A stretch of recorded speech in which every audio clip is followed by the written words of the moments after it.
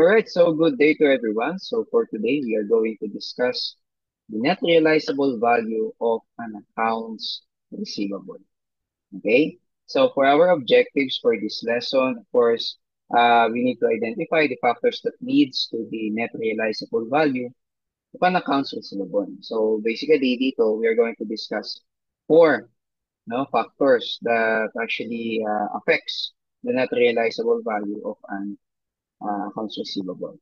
Okay, so the second one, we compute for the bad debts expense using different approaches. So we have two kinds of approaches in estimating or computing for the bad debts expense. Okay, so bad debts expense is actually one of the factors that actually leads to the net realizable value and present the accounts receivable at its net realizable value. Okay, ayan.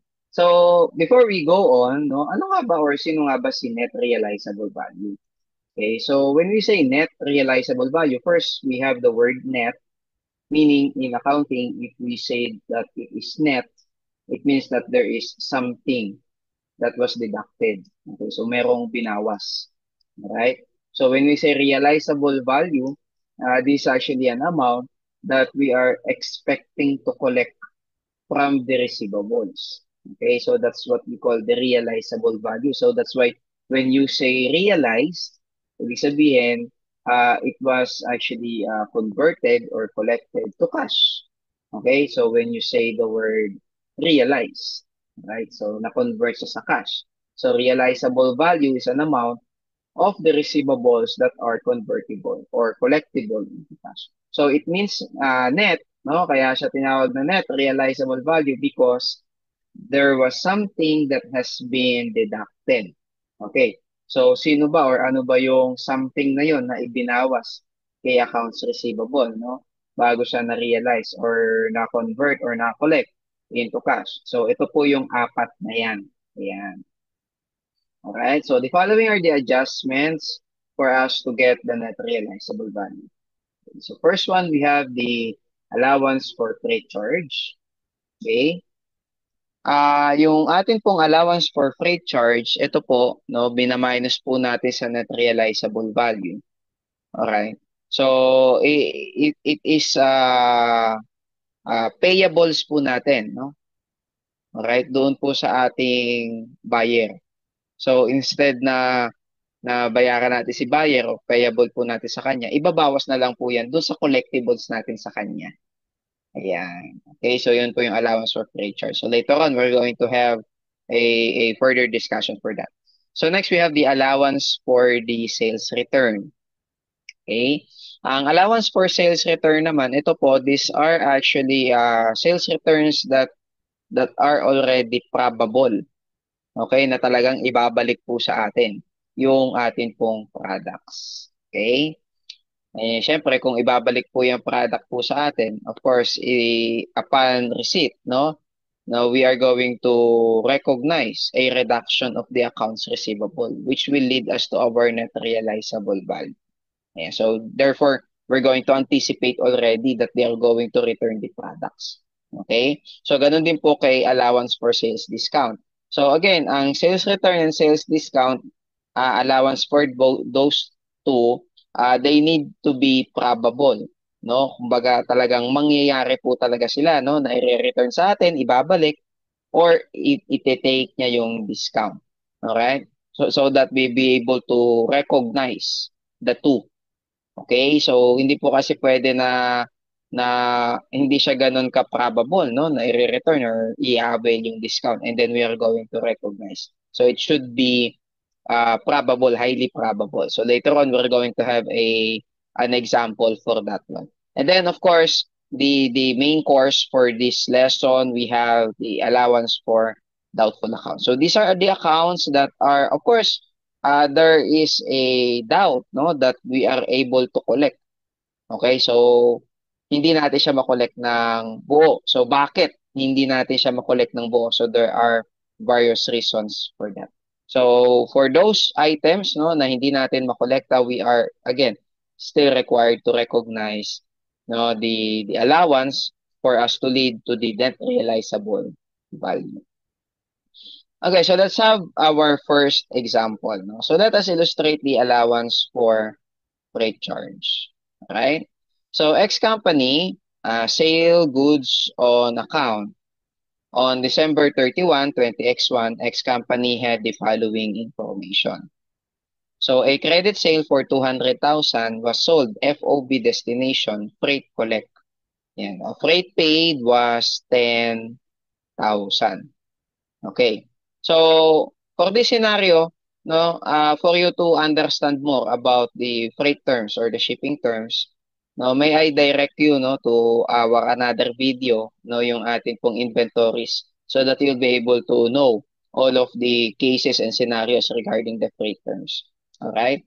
So, in this particular scenario, no, FOB destination. So, when we say FOB destination, ang ownership will pass upon reaching the destination. So meaning if it is in transit, ang ownership po niyan ay na kay seller pa. Okay?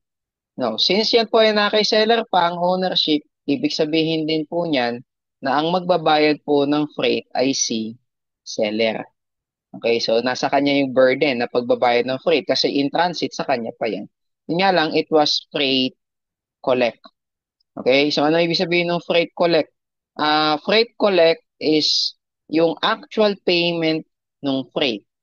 Ang nagbayad po ay si buyer. Okay, so si buyer ang nagbayad niyan nung freight. Pero dapat ang magbayad ay si seller. Alright? So since si buyer po ang nagbayad niyan, on our part as a seller, meron tayong payables kay buyer. Okay, may payables tayo sa kanya. Siyempre yung freight. Dapat tayo yung nagbayad pero siya muna yung nagbayad.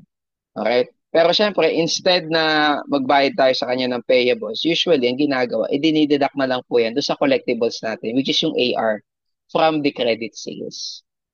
Ayan. So, therefore, since ito probable na talaga, no? Kailangan po natin bayaran yan. Nga lang, hindi pa natin siya binabayaran. Ibabawas na lang sa collectibles natin. So, we need to recognize the allowance for the freight charge. Okay? So, the merchandise reached the buyer on December 25, 20X1. So, nothing has been collected from the buyer. So, what will be our journal entries? Okay. Ayan. So, syempre, journal entries natin for the sale, we debit the AR. So, that's 200,000 credit sales. And then for our freight, since we are the seller, we debit freight out. Okay? But instead of crediting cash, ayan, ang i-credit po natin is the allowance for freight charge. Instead na cash or accounts payable. Alright, so allowance for freight charge. So, syempre, yung allowance for freight charge po na yan na 10,000, ayun, madididak po dun sa ating accounts receivable. So, therefore, on our balance sheet, makikita po natin, no, the accounts receivable of 200,000 minus the allowance for freight charge. So, we now have the net realizable value. So, therefore, hindi na po natin makukuha yung 200,000 ng buo. 190 na lang po ang ibabayad ni buyer. Ayan. So, that is yung allowance for freight charge. So, take note din po, dito po, in this scenario, in this case, this case is the only case that is going to have an allowance for freight charge. Okay, so that is the FOB destination freight collect. Ayan. So, siya lang po yung magkakaroon ng allowance for freight charge. All other cases po, which will be discussed on a separate video on inventories, shall not have an allowance for freight charge discussion. Alright. Ayan. So let us have the next natin. We have the allowance for sales return. So let's have our example. During 20X1, X company had credit sales of 2 million. Due to a faulty design, X company now had to recall some of the merchandise sold. Okay. So on September 20X1, a customer returned a merchandise that was sold for 10,000. So as we can see here, on September, there was an actual return of merchandise. Okay, so actual return yon. So binalik niya talaga. Which is usually, no, during your basic accounting, yun yung ini-illustrate sa atin, no, na actual na ibalik yung merchandise. So let's have another one. On December 31, 20X1, X company expects an additional sales return of 25,000 is probable to happen in 20X2. Okay, so syempre dito, pagdating ng year-end po natin, we are going to estimate. Okay, kung magkano yung i-return sa atin that are probable on the following year. Bakit i-return? Kasi may faulty design tayo. Okay, so most probably, i-return po talaga sa atin yung merchandise. Kumbaga, nandito tayo at binabalik po, hihintayin po natin na i-return yan. So, yan po, nangyari po yan, no? Actual cases natin. Let's say, for example, yung ah, yung Mitsubishi Montero Sport, di ba? Nagkaroon ng faulty design, yung naalala mo yung may issue ng yung uninterrupted sudden acceleration. So, nirecall lahat ng products. Ito, recent lang kay Toyota. Di ba? O, anong nangyari kay Toyota? Nirecall niya yung products nung Toyota Rush. Ayan, kasi nagkaroon daw ng safety issue. Alright? So, syempre, yung mga yan, no, expected na ni Toyota na i-return sa kanya. O, if ever na meron talagang mag-return sa kanya at ibabalik yung bayad. Okay. So, let us now have the difference in their journal entries. Okay. So, let us have the journal entry for the sales. So, that is debit AR credit sales. Okay. Now, so the next entry will be the entry for the actual sales return in September. O, ito yung tinuturo po sa inyo during the basic accounting. Now, wherein kapag ka merong sales return, the journal entry will be debits to sales return, credit the accounts receivable. Ayan. So, yan po yung tinuro po sa atin noon, no, no basic. So, that is actually the journal entry for the actual sales return. Okay? So, paano naman po doon po sa ating anticipated sales return? So, ito naman po yung ating entry ngayon. Alright? So, for the anticipated sales return, we debit the sales return credit, allowance for sales return. Alright? O, dyan po natin siya i-credit. Okay? Kasi hindi pa naman nangyayari yung actual sales return. So, kapag ka nangyari yung actual sales return, no, saka po tayo magkakaroon ng right of entry. Okay? Ayan. So, to present, no, yung atin pong accounts receivables. So, here we have the accounts receivable of 1,990,000. So, bakit 1,990,000 na lang? Kasi nabawasan siya nung isang actual sales return natin na 10,000. Okay, so minus the allowance for sales return. So, we now have the net realizable value of 1,965,000. Ayan. Okay? So, I hope ay nakita po natin yung pagkakaiba no nung actual sales return doon po sa ating allowance for the sales return. Alright? Ayan. Okay? So, next naman po natin, we have the allowance for sales discount. Ayan. So, X-company sale merchandise on terms 210 net 30. On December 28, 20X1, X-company sold to Z Inc. for 100,000. Z Inc. Always pays within 10 days to take advantage of the discount. Ayan. So, meron na po dito, no? Sabi dito, si Z Inc. daw, yung buyer natin, palagi niyang tinitake yung discount. Ayan. Yung discount na 2% within 10 days. Okay. So, ito po yung sinasabi ko sa inyo, no? Kapag nandito ka na kay sales discount. So, you just have to make sure that the discount will be taken. Okay? Kasi kapag hindi naman po probable na iti-take niya yung discount, there's no need for us to make an allowance for sales discount. So, kailangan sure na iti-take niya. So, syempre, kung sure na po ito na iti-take, so we could actually make an entry, no, as of the year end to present the AR at our net realizable value. So, since sure naman po yan na iti-take niya, no, ibig sabihin po niyan, as of December 31, hindi po natin makokolect yung sales natin na 100,000 sa kanya. Kasi iti-take niya talaga yung discount. Okay? So, we need to make a journal entry for the, sure, no, 100%. Kasi sabi, always, sales discount. So, for the entry for the sales discount, here we debit the sales discount for 2,000. Credit the allowance for sales discount. Ayan. Kasi sure na nga, di ba? Kasi sabi nga, always daw siyang nagte-take ng discount. Alright. Ayan. So, syempre, to present the AR, ayan. So, we have the AR of 100,000. less the 2,000 allowance for sales discount. So we have the net realizable value of 98,000. Okay. Ayan. Okay. So dito na tayo sa pang-apat, which is actually, sabi ko nga, no, yung pinaka-focus ng discussion po natin na to. No? So yung atin pong allowance for doubtful accounts. So sino ba si doubtful accounts? Just like what I said a while ago, doubtful accounts are recognized when loss is probable and the amount can be estimated reliably.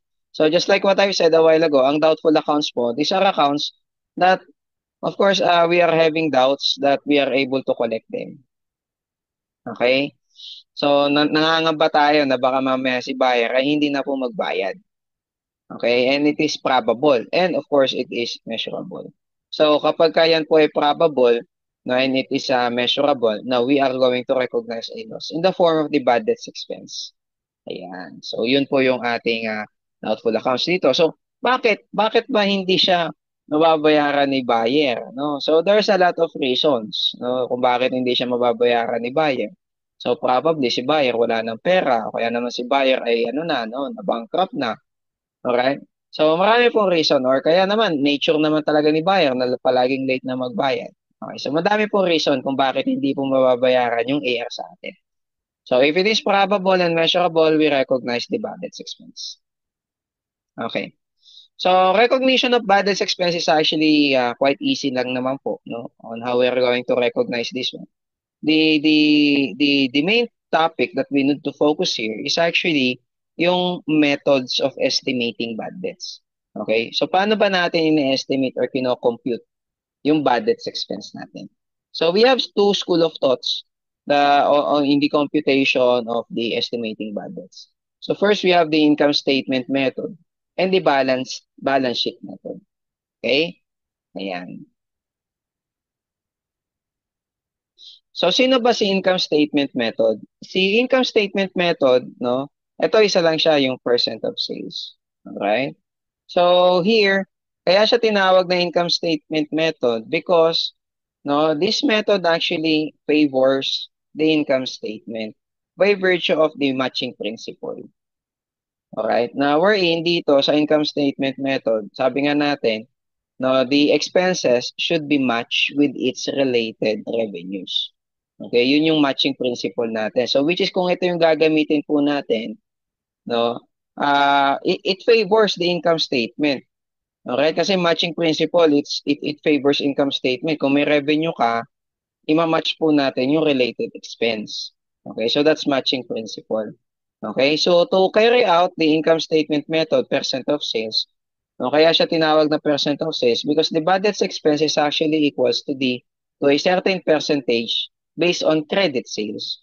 Okay, ito take note natin na ang may bad debts lang po, credit sales lang. Okay, credit sales lang po ang merong bad debts. Kasi ang credit sales lang po ang may AR. Okay, credit sales lang. Eh, yung ibang sales po natin, pagka yan ay cash sales, wala pong AR yan. So, meaning wala din siyang bad debts. Okay? So, when this method is used, proper matching is achieved because doubtful accounts are directly related to sales. Okay. Ayan. So, let us have our example. Okay. So, at year end, Bar Company reported sales of 7.1 million, 80% of which are credit sales. The accounts receivable balance and accounts receivable balance of 5 million. The allowance for doubtful accounts with debit balance of 16,000 before adjustment. The entity estimated the uncollectible accounts receivable at 2% of the credit sales. Okay, so what is the allowance for doubtful accounts at year end? Alright? So, syempre dito, take note po natin, no, na ang meron lang pong bad debts is credit sales. Since yan po ay 2% of the credit sales, so we are able to compute for the bad debts as follows. Okay? So, first we have the credit sales of 7.1 million times 80%. Okay? So, that's 5,680,000. So, times 2%. So, therefore, our bad debts expense is equals to 113,600. Okay? Ayan. So, journal entries po natin to record the bad debts. We debit the bad debts expense or the doubtful accounts expense. Credit the allowance for bad debts. Alright? Ayan. So, here we are using the allowance method. But if you wanted to learn more about the accounting for bad debts, you can watch another video for the comparison of the accounting for bad debts. Alright? Ayan. So after the journal entry, if we are going to post the journal entries natin on the allowance for bad debts accounts, ayun. So makikita po natin siya dun sa credit side. Alright? So dito po, napakahalagang tool na pwede mong gamitin. Alright? Sa pagsosolve po ng mga gantong problem is for you to be familiar with the allowance for bad debts accounts. Alright? Ang allowance for bad debts accounts usually have a credit normal balance. Credit normal balance po yan. Kasi yan po ay contra asset account.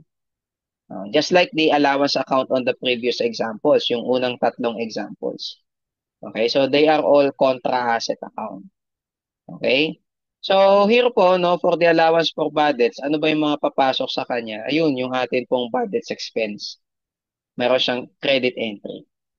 Since ang allowance for bad debts account has a debit balance, yung beginning balance niya ay debit, na 16,000. So, which will gives us for the allowance for bad debts na 97,600. Okay, yun po yung ating ending balance. And yung 97,600, yun po yung ima-minus natin.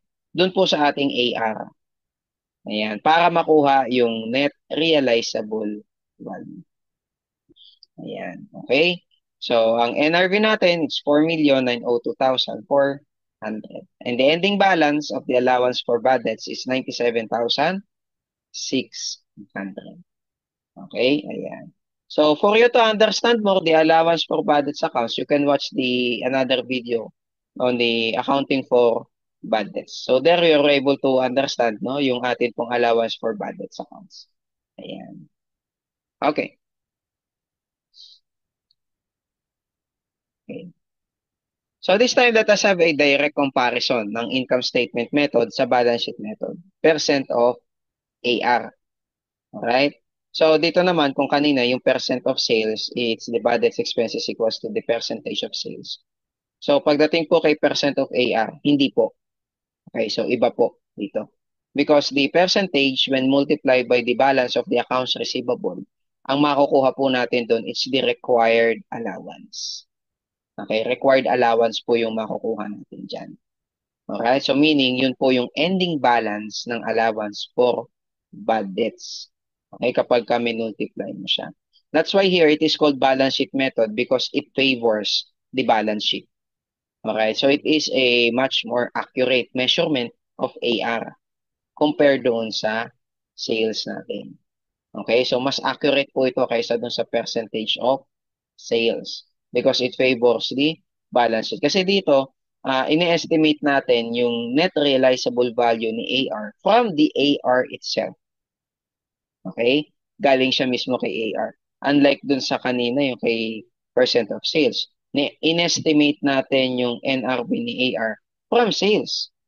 Alright? So, kumbaga parang hindi siya ganun, hindi siya direct measurement. Okay? So, parang hindi natin ma-measure siya accurately. Unlike here, dito, i-measure natin siya directly from AR.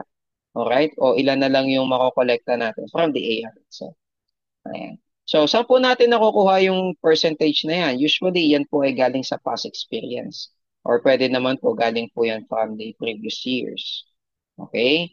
Ayan. So, this procedure has also the advantage of presenting the AR at the estimated net realizable value. So, sabi ko nga, mas accurate po ito kaysa dun sa percent of the sales. Ayan. So, let us have an example. Okay. So, for this example, no, I'm going to use the previous example and the percentage of sales so that you're going to have a comparison. Okay? Ano ba yung pagkakaiba ng percent of sales sa percent of AR? Alright? So again, at year-end, Bar Company reported sales of 7.1 million, 80% of which are credit sales, and AR balance of 5 million. Allowance for doubtful accounts with debit balance of 16,000 before adjustment. So the entity estimates the uncollectible accounts receivable at 2% of AR. Ayan. So this time, the 2% is based on the accounts receivable. Alright? Ayan. So just like what I've said kanina, ayan. So the 2% shall be multiplied on the outstanding AR na 5 million. Yun nga lang, dun sa 5 million, 100,000 na makukuha po natin, unlike kay percentage of sales, hindi po yan yung bad debts expense. Ang bad debts expense po natin shall be worked back, pabalik. Okay, so i-squeeze out po natin siya, yung bad debts expense natin, galing kay allowance for bad debts. Okay, so ito yung kailangan mong matutunang skills dito. Ano, kung paano natin ini-extract or kino-compute si allowance for bad debts. Okay, so for the percentage of AR, ayan. So we have the allowance for bad debts accounts. May debit balance ng 16,000. Okay, so yung required allowance, ilalagay mo doon sa pinakababa for the balance. So that is 100,000. And then you work back pabalik doon sa credit entry. Okay? So remember, yung credit entry sa allowance for bad debts, it represents actually the bad debts expense. Yeah, so therefore that is the 116,000. So therefore dito hindi mo i-entry yung 100,000. Okay? So but rather ang i-entry po natin is the 116,000. So debit bad debts expense 116, credit allowance for bad debts na 116. Alright? Yung nga lang on the presentation on the balance sheet, no, ang ipe-present po natin is the 100,000 kasi yun yung ending balance natin. Okay? So, ang net realizable value natin, it's 4,900,000. Ayan. Ayan. So, sana po ay naintindihan po natin. Again, ulitin ko po, no? Yung percentage of AR po dito, it actually represents the balance nung allowance for bad debts. And then, from the balance, i-work back po natin siya to recognize the bad debts expense. Okay, so bakit ganon? Kasi direct measurement po tayo ng net realizable value. Okay. Ayan. And then down to our last method. No? Under balance sheet method, we have the aging of receivables. Okay. So basically, alam mo para sa akin, ang aging of receivables, para lang din siyang percent of AR. O yun nga lang, marami po kasi siyang percentages na gagamitin. So therefore, yung procedure po dito on the aging of receivables is almost the same procedure doon po sa ating percent of AR. Alright? So sir, bakit po kasi siya maraming percentages? Alright. So dito po kasi kay aging of receivables, yung atin pong AR, kina-cluster po natin. Or when we say clustered, no, hinihiwa-hiwalay natin siya based on past due accounts. Okay? So, syempre dito, yung AR po natin, kapag yan ay still within the credit terms, hindi pa yan past due. O kapag sinabi natin, let's say for example, that is payable net 30. So kapag wala pang 30 days, hindi yan past due. So therefore, hindi pa siya doubtful of collection. Kasi hindi pa siya past due. Okay? Yun yung tanong, no, sir? Parang sa mga basic accounting, tinatanong din sa akin yan, no? Sir, paano kapag dumating na yung 30 days o lumagpas na yung 30 days at hindi pa rin nakokolekta yung AR? Ano na pong tawag sa kanya? AR pa din po siya. Nga lang, siya po ay past due na. Okay, so kapag lumagpas ka na doon sa due date mo o doon sa credit terms mo, yung AR po nagiging past due. Alright? And syempre, ang AR po, kapag hindi po yan nabayaran on time at habang tumatagal po yan, tumataas po yung chances na hindi na po yan makokolekta. O, di ba? O, try mo yung friend mo na nangutang sa'yo. Okay, sabi niya, babayaran ka niya next week. O, hanggang sasabi niya, o sige, next week na lang, next week ulit, next month na, next sem na lang. Di ba? Habang tumatagal, nag-e-expect ka pa ba na mababayaran ka? O, yan. So, syempre, hindi na. Okay? So, ganun din po dito. Habang tumatagal yung AR, Ayan, mas malaki po yung chance na hindi na siya mabayaran. So, syempre dito, we need to identify kung magkano yung ating uncollectible accounts on each category. Alright? On each category. So, here we need to cluster, no? Yung AR natin based on their number of days past due. Okay? So, of all the methods of measuring NRV, ito po yung most accurate sa lahat. In fact, ito po ay ginagamit po ito sa audit. Okay? Ayan. So, syempre, ito po, sabi ko nga, parehas po ito ng percentage of AR. So, it favors, no, yung atin pong balance sheet. That's why it is called balance sheet method. Ayan. So, let us have our example. So, ito, the same example pa din po tayo. Okay? So, you'll be able to understand the differences in procedures. So at year-end, Bar Company reported sales of 7.1 million, 80% of which are credit sales. The accounts receivable balance of 5 million. Allowance for doubtful accounts with debit balance of 16,000 before adjustment. Information about the outstanding receivables are as follows. So kailangan po natin yung information about dito sa 5 million na AR. Ayan. Okay. So sabi dito, no, ayan, so bin-break down natin yung 5 million into 500, 1.5, 1.8, tsaka 1.2. Okay? So sabi dito, yung 500, past due na siya ng more than 30 days. O, more than 30 days na siyang past due. So ang uncollectible natin sa kanya, it's 20%. Yung 1.5, past due na siya from 20 to 29 days. So the uncollectible accounts is 10%. Yung 1.8, past due na siya ng 10 to 19 days, so that's 8%. And yung 1.2, past due na siya ng 1 to 9 days, so that's 5%. Alright? So lahat sila past due, no? Kasi po kapag yan po ay not yet past due or not yet due, okay? Hindi pa po natin masasabi na yan ay uncollectible. Kung hindi pa po yan past due. Alright? And syempre, pero pwede pa rin naman, no? Hindi pa past due, as uncollectible na, yes, pwede po kapag kayong customer nag-declare ng bankruptcy. Ayan. So that's one of the reasons, no? Or causes, pwede natin siyang gawing bad debts kahit hindi pa siya past due. Alright. So, since we have now the uncollectible percentages on each categories of AR, we are now able to compute for the bad debts. Okay? So, yung bad debts natin dun sa 500,000 category, so that's 100,000. Dun sa 20 to 29 days, so 1.5 million, so that's 150. Then we have 144 for the 1.8 million and 60,000 for the 1.2 million. So, as we can see here, we just multiply the AR by the percent uncollectible natin. O, parang percent of AR siya.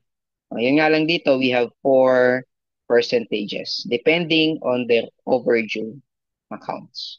Okay? So after we have computed it, we add all of the bad debts. So we have the 454,000. Since this is a balance sheet method, the amount that is computed is our required allowance, just like what we had during our percent of AR. So therefore, yung 454,000 shall be put on the ending balance of the allowance for doubtful accounts or bad debts, and then we work back pataas. Okay? So work back natin pataas. Since may debit balance tayong 16,000, the bad debts expense will be 470,000. Okay? So work back po natin siya. So take note here on our example, itong tatlong examples po na to, the beginning balance of the allowance for doubtful accounts ay debit balance. Okay, naka-debit balance po yan. So there will be cases na pwede po yan na maging credit balance, yung inyo pong beginning balance. So take note of that, no, kasi yan po ay one of the critical areas din po dito, no, sa estimating bad debts. Minsan nakakalimutan yung normal balance natin and yung beginning balance. So entry debit bad debts expense, credit the allowance for bad debts. Ayan. So presentation natin, so we have the AR of 5 million less 454,000. So the net realizable value is 4,546,000. Okay, so how do we present the allowance for doubtful accounts expense or the doubtful accounts expense or the bad debts expense? Okay, so it may be presented as a distribution cost or distribution expense if the granting of credit and collection of AR are under the charge of a sales manager. So kung meron po tayong sales manager, ang doubtful accounts expense are classified as a distribution expense. Pero kung wala naman po tayong sales manager, no, and the credit and collection is given to an officer other than the sales manager, so it shall be accounted for as an administrative expense. So yan, useful naman po yan if you are actually creating a functional income statement. Alright, and that ends our video for the estimating of bad debt. So I encourage everyone to watch the other video, the accounting for bad debts. Okay, so you are going to have a much more understanding on what we have been discussed in this video. So thank you for watching and have a nice day. Bye bye.